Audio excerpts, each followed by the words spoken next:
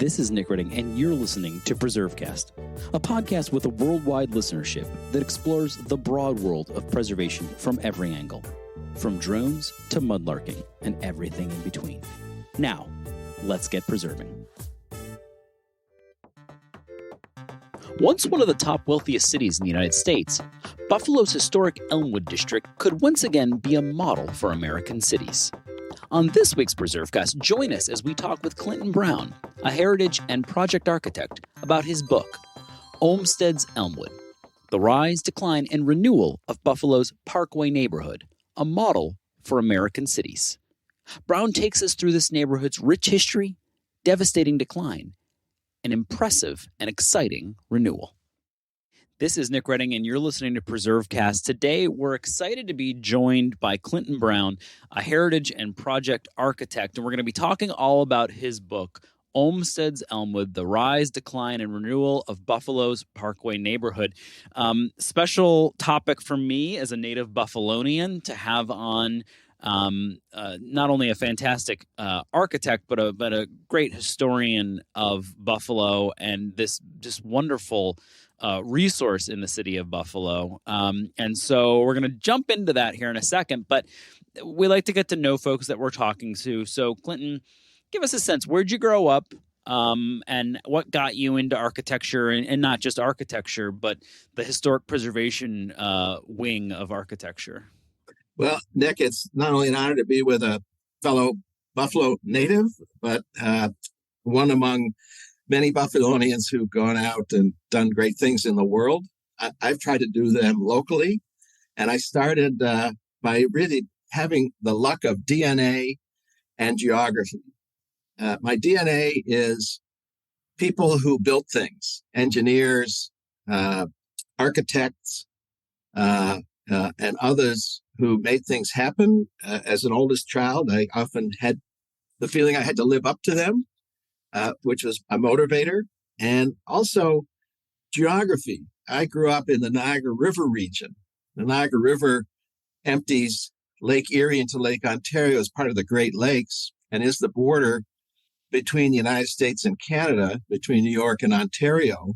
And I grew up in both cities of Buffalo in the New York side and the heritage village of Niagara on the Lake in Ontario, where the river empties into Lake Ontario at Old Fort Niagara that the French built to guard this gateway to the continent. So I grew up in a place loaded with a sense of history, similar to Maryland and other places, but my family participated in it in a way it's such that I'm a descendant of American Revolutionary War soldiers and United Empire loyalists who stayed loyal to the United States and were given land at Niagara Falls in a place now called Chippewa, which they built. So I'm from a mixed marriage and had that sense of history, responsibility, and carrying it forward. So my mother was extraordinarily influential because she grew up with ancestors in both countries, and my grandmother, who was a Niagara Falls native and used to take me around Niagara Falls and show me buildings. I think oftentimes historic preservationists, architects are taught by someone to look at buildings and understand and appreciate them. So that's some of the background. The key factor in that was that both sets of grandparents lived near in Lewiston, New York, near the Robert Moses power plant, which was under construction as I was a child. And I was sent to live with my grandparents many weekends and saw the transformation of that place from a farm with black and white cows to one of the world's largest hydroelectric power stations that my mother's father conceived at the turn of the century. So I took and got to watch under construction in the last years of his life. So that's the DNA, that's the geography. And my mother's admonition was to leave the room better for your having been there, which is a bit of an obligation, but also an opportunity. So I grew up playing in the dirt with trucks and making power projects. And blocks, playing with blocks in kindergarten was probably my best educational experience. All of those combined to say, I want to design places. I want to renew historic places in honor of our ancestors. And that's the combination that drives me every day. Well, you're obviously speaking my language. I mean, I grew up in these areas, and my first job, I don't know if I've ever mentioned this on PreserveCast, but my first actual like get a check job, and I guess first job in history was working at Old Fort Niagara. So, oh my goodness! So I know the places that you're describing quite well, and it occurs to me that we should get somebody from Old Fort Niagara on to talk about all the good things that they've done there with that 18th century fort. So you're painting the picture of sort of imbued with this sense of history and sense of place, and also the hydroelectric project is a fascinating piece, and there's some really cool architecture associated with that as well. I love going to that facility and taking a poke around that. But you jump from sort of this childhood grown up deeply entrenched in seeing buildings and looking at things, and then you went and got your architecture degree. Where'd you go to school, and then how did you start practicing? Did you jump into your own practice? How did you get into preservation work? I have a classical education, Nick, and having attended Franklin and Marshall College, which were two colleges formed originally by Benjamin Franklin and Frederick Marshall, and then worked in an architecture firm in Niagara Falls for a year or two, and applied and was able to attend the University of Virginia. So my influences as an architect came from the founding fathers, Thomas Jefferson being at the University of Virginia. And the University of Virginia was at an interesting time when I was there. I graduated in 1980 because it was a debate between sort of the Midwest Louis Sullivan and Frank Lloyd Wright schools of thinking about architecture and making place. We studied Christopher Alexander about making place, but it was also the influx of the European modernists who were coming from Texas, Cornell, Princeton. And there was a lot of debate in those 3 years about what architecture is. So it was a very influential time to be there. And it was a brand new Petro Belushi designed school of architecture in which I lived, even as I was married and had 2 children in Charlottesville. As you may know, an architect often has his or her first home as the architecture studio. So that was my education. I graduated from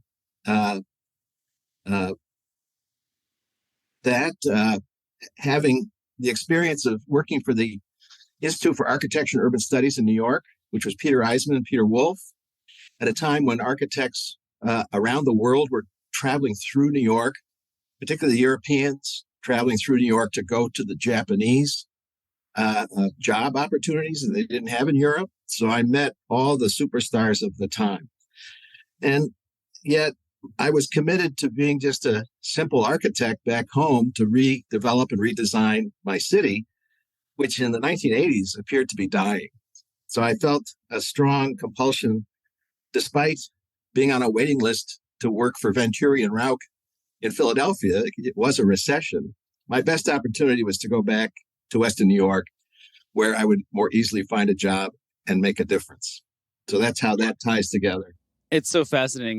The National Preservation Partners Network that I have the good fortune to be the chair of right now went to Buffalo this past summer and kind of poked around, and I got to introduce some of our partners there, and Jesse Fisher, who at the time was with Preservation Buffalo Niagara, and I talked about how I feel like growing up I lived through some of the saddest times in Western New York history, and now to see where Buffalo is, and in many ways succeeding because it has reinvested in those historic places. I mean, it's the history of that community and the architecture and the sense of place that makes Buffalo a very different place than any other. So you're right in that the 80s, you said it seemed like it was falling apart. I think it was more than it seemed like it. I think it was a pretty tough time. And now to go there, and we encourage people to go there. And we're going to talk about a great place that they could go, which is the focus of your book. Olmsted's Elmwood, The Rise, Decline, and Renewal of Buffalo's Parkway Neighborhood. We're going to have a link in the show notes to a place where you can pick up a copy of this. It's a model for America's cities is the end of that title. And, I'm curious, the question I have here for you is what inspired you to write the book? But obviously the inspiration probably comes from driving Elmwood and just being like in all awe of sort of what it is and how it's developed over time. And it has a fascinating story from the earliest settlement patterns to, Frederick Law Olmsted to the present day and its renewal. But maybe instead of what inspired you to write it, because the inspiration obviously I'm sure comes from just being there. But what was when did you decide, we've got to put a book together on this story? That's an interesting opportunity to explain a little bit of history. We were engaged by the city of Buffalo to survey certain sections of the city for what was called at the time HUD compliance. The Department of Housing and Urban Development was giving money to the city to work on individual buildings and needed to know for Section 106 compliance that there weren't historic resources that were being damaged in that effort. So it was one of the first times I was asked to look at the city from the point of view of what's here and how did it happen. That was 2006. And eventually it became clear that the Elmwood district was nationally significant, something none of us here otherwise knew. And then in 2008, 2009, the Preservation League of New York State and others worked together to pass an historic tax credit for homeowners in qualifying census tracts, which the city was, with National Register listed houses. And my wife and I were in our house. We were very poor. We couldn't afford to re-roof it or repaint it. So the missing piece was creating a National Register historic district, in our case, Elmwood West. So we worked with neighbors in a grassroots effort to create that National Register Historic District. And that was listed in 2014, December 2014. And we were able to borrow some money and fix our roof and repaint our house. But so did everybody else. So we learned from that lesson that while as a result of that, property values went up, because it was such a large district and there's so many properties, the tax assessments actually went down. So we've approached historic preservation as a business ever since. On the other hand, there had been no significant investment in Elmwood for 2 generations, from the 1920s to the 1990s, and none of it was substantial. And yet, as Elmwood became recognized by outsiders, Joan Bozer, the founder of Buffalo Friends of Olmsted Parks, and later the National Association of Olmsted Parks, a guy named Will Clarkson, a businessman who with people wrote Buffalo, an Architecture's Guide, still one of the best architecture guides ever published by MIT Press, and Stanford Lipsey, who came in to run the Buffalo News for his friend Warren Buffett. These outsiders came in with a fresh point of view and said to us locals, you have no idea that what you have left is so significant. So those forces coalesced to attract a renewal in Elmwood in particular that was attracting development that was inappropriate. It was too big.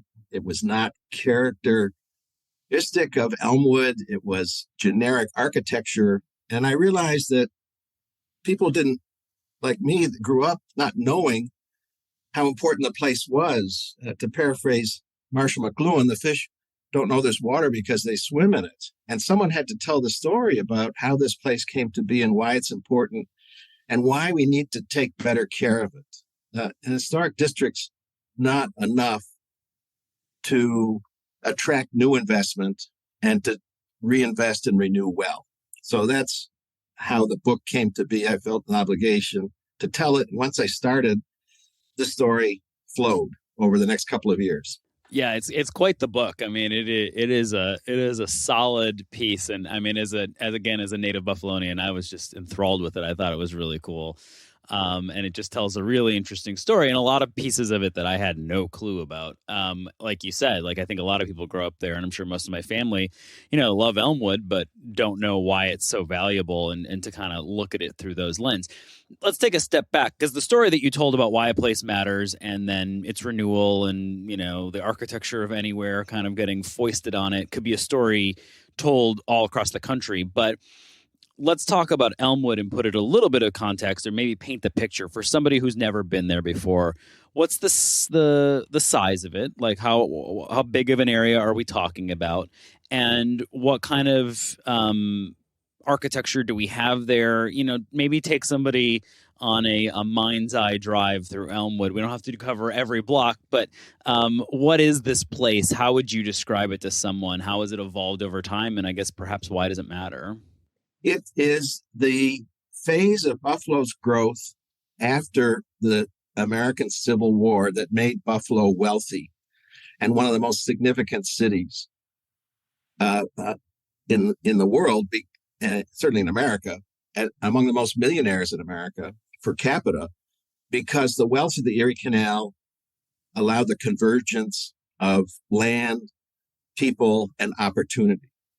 And the original Joseph Ellicott designed walking village burst at the seams with population that was doubling every decade. With the advent of the horse-drawn streetcar, which we would call rapid rail today, people were able within the same amount of time to live a lot further away from where they worked. So people who lived above the store as a couple in the Joseph Ellicott city or village could now have a place in the country. And the first people to go were by today's standards, the billionaires. And yet, when Frederick Law Olmsted designed Central Park in New York, the Buffalo leadership felt very competitive and said, well, we have to keep up with New York, and we have to have a Central Park too. Civil War intervened, and they couldn't attract Olmsted here until 1868. And what he did in conceiving an armature of parkways connecting parks throughout the city was provide a green framework around which this population growth could occur. And one of the reasons Elmwood's different than others, but similar to many streetcar suburbs of the time, was that these Buffalo business people brought in Olmsted to make Buffalo competitive as a place in which to invest and live well. They formed after he dressed them in August 1868, about 70 business people at one of their colleagues' homes, immediately formed a group to implement his vision. And within a year, they had set up as an independent group with city funding to implement this plan. In the Buffalo Park Commissioner's second report, 1872, they said, every rich man can have his estate. What we're doing is for the regular people. And they're telling us that it's the right thing to do because they are starting to occupy the unfinished parks, traveling there in the wagons of their trade. So this was welfare capitalism. This was culture and commerce. This is after the Civil War, the enormous trauma of the Civil War. And Frederick Law Olmsted was executive director of the United States Sanitary Commission, which was convened to help wounded soldiers survive. And three of the park commissioners had been on his board. And this was a deliberate effort to help heal a traumatized community with parks and nature that none of us that I know of who grew up here had any idea of any of this. but the values are in the geography, are in the landscape of what was, up till then, a forest that had been converted to farms and converted to nurseries. So that's a long way of saying this is why this second phase of Buffalo's growth was so unique and is so important to understand because, in my view, we have a responsibility to pass it on better to the next generation. So Joan Boser, in founding the Buffalo Friends of Olmsted Park, set the standard for what's now an international network of Olmsted-designed park folks. That originated in Buffalo out of the realization from an outsider what we took for granted. It's a nice place to live. Parks are beautiful. Thank goodness the city made them happen. The city was a partner in a public-private partnership to make them happen. So that's the other lesson. Elmwood's origins came from regular people doing extraordinary things. I'll give you an example. We've never seen in any city the number of women developers who would buy a farm, subdivide it, sell off the lots, or build houses. The houses were deliberately marketed to women to have their own mini estate. If you buy a double, you live in the lower floor, rent out the upper floor, or vice versa, and you live virtually rent-free because your tenant's paying your mortgage. This is at a time when the man is taking the streetcar to his job downtown at the factory or the bank, and the woman is in charge of her own estate. She's walking to Elmwood to get her supplies. She might have some part-time or full-time help. She's buying fruit trees and cultivating a garden. She has all the modern built-in refrigeration, screens on the windows, ideal heating system. It was the science of domesticity, which has been written about, is happening in this streetcar suburb and the rest. So that was the extraordinary story that makes it different than, say, the pre-Civil War Buffalo, that it was built along the lines of Joseph Ellicott, who said in laying out Buffalo in 1804, this is a place designed by nature to be the grand emporium of the world, because he anticipated the Erie Canal. So his Quaker values, his masonry, his having worked for Joseph Ellicott in Washington, D.C., all converged here in this vision to sell lots to settlers moving west and trying to get them to stop and stay in Buffalo rather than go on to Cleveland or Detroit, which were doing the same thing at the same time. And that was repeated by the people who brought in Olmsted after the Civil War for the same reasons, to attract capital and people. And somehow along the way, Nick, we lost that as Buffalonians. And I'm trying to resuscitate that nature of our community for the 21st century. So it's interesting that you talk, and obviously, I mean, there's so much to get into here. You touched on Ellicott and sort of the initial plan, and then how that morphs into the district and also the park component. And so you have architecture and parks and this fascinating social history associated with it as well. So when does the decline start, right? Like what hits this beautiful, wonderful district with all of these great components? When does the decline start? And then we won't just be with decline. We'll jump into renewal eventually. But where are the first signs that there's some sort of cracks in the way Buffalo is treating this landscape and this district? There are a number of factors that all converge sort of simultaneously. And it happened really at the peak in the 19-teens and 1920s. Elmwood is now built out. On the other hand, many Buffalonians who were the descendants of the founders who created the wealth were selling off the companies or overspending. Income tax comes in. They're forced to live in more humble circumstances.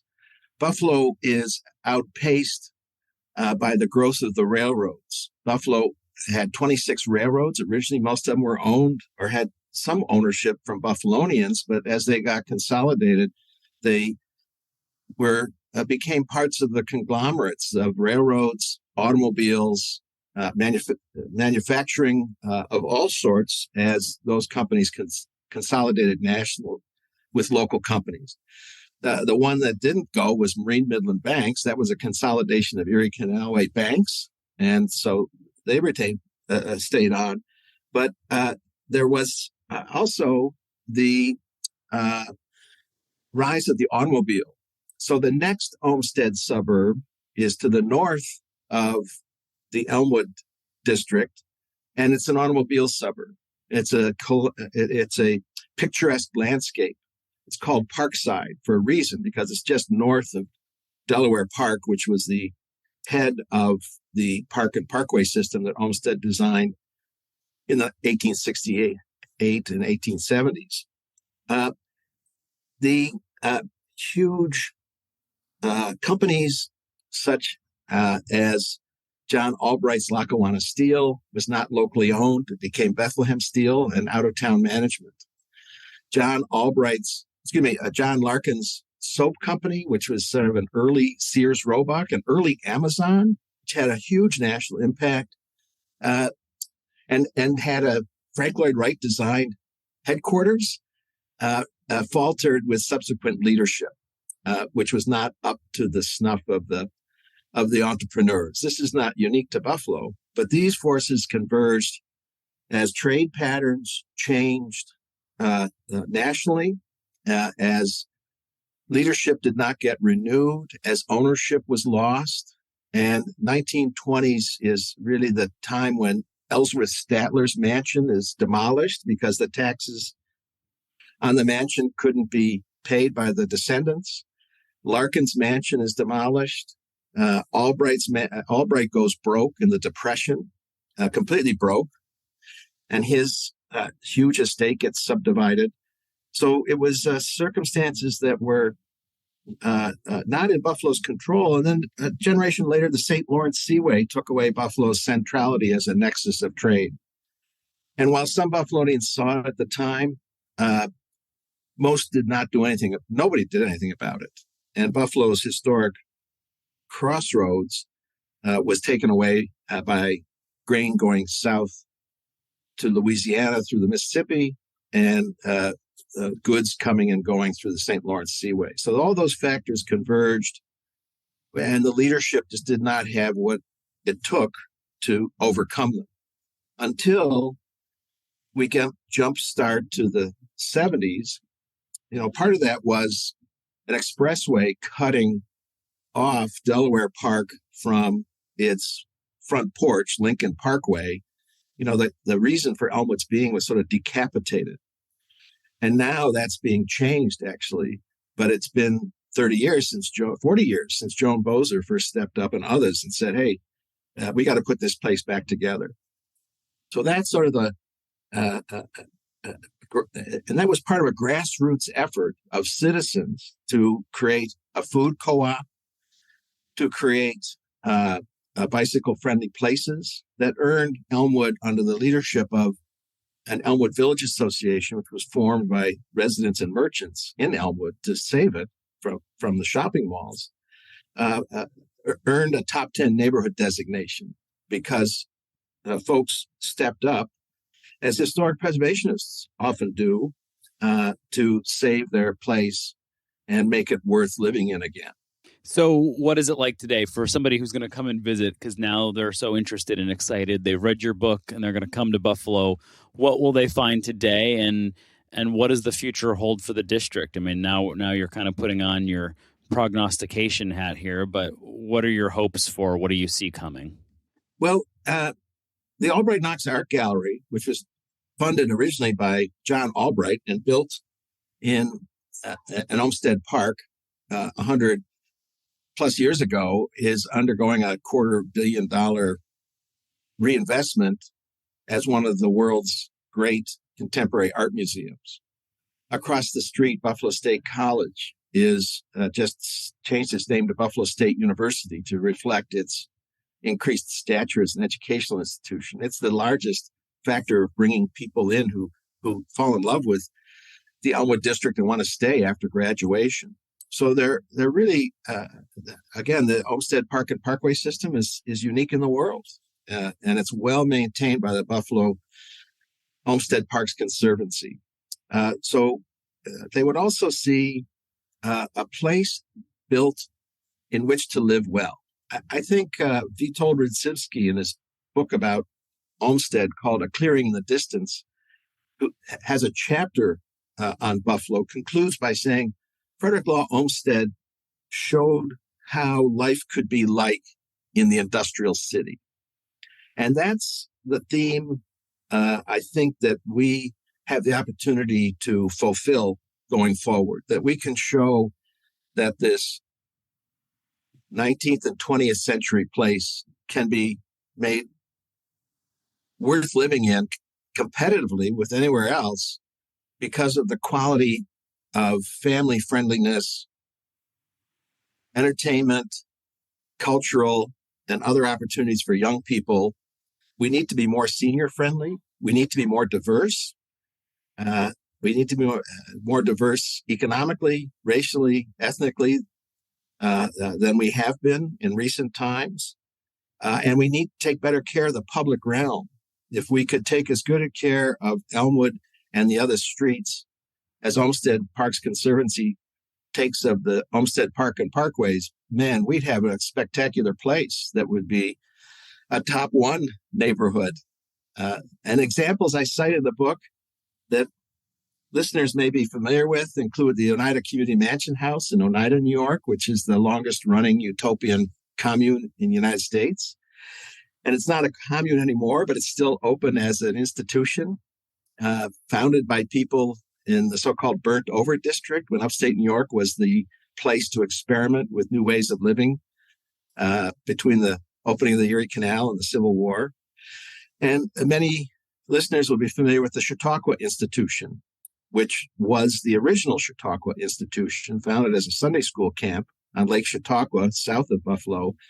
That is a huge, well-managed, culturally, economically, racially, and use-diverse international institution that I think is exemplary.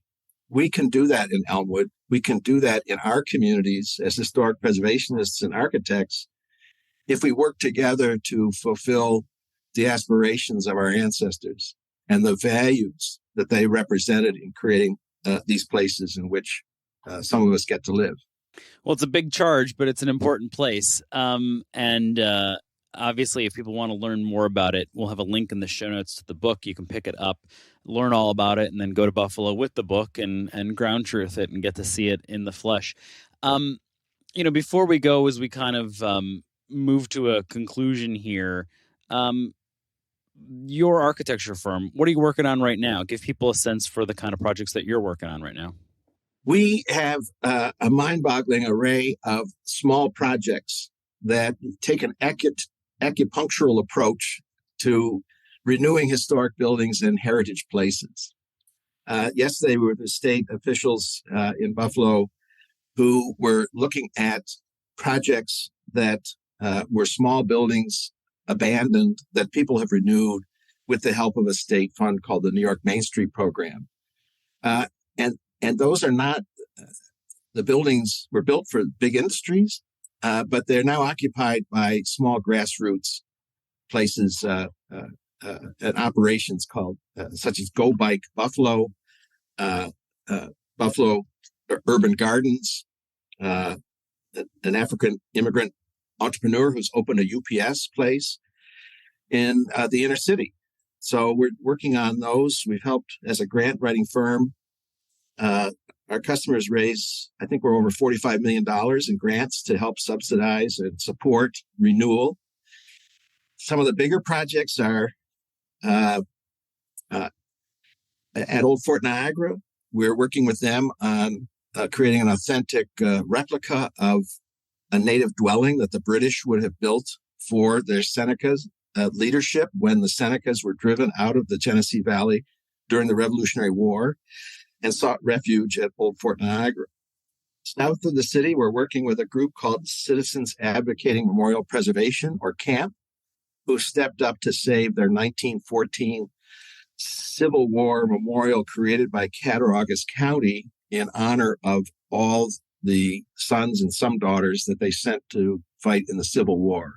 Upstate New York sent a lot of people to fight and unfortunately die in the Civil War. In between, we have the renovation of a bank in downtown Rochester for an African-American entrepreneur who's developing this turn of the last century bank, and on and on and on. It's tough to keep track. We've got so many of them. I know another one, Nick. We are working in Jamestown, New York, on the Hotel Jamestown, half of which has been occupied by the Jamestown Housing Authority for 50 years, half of which is vacant. And they finally got title to it for tax foreclosure. So what do you do with 50,000 square feet of 1920s state-of-the-art hotel that's vacant in downtown Jamestown, New York? We wrote a business plan for its rehabilitation. And guess what? The market research showed us that co-working, short-term rental, and market rate apartments would fill the building and pay for its rehabilitation with its tax credits. So we're proud to be part of rejuvenating a place where suddenly industrial city like Jamestown has a market study that's bankable that says you can do market rate housing there. It doesn't have to be subsidized. This is a tremendous change. And I think part of the back to the city, back to the village movement, from the digital age that was accelerated by the COVID pandemic.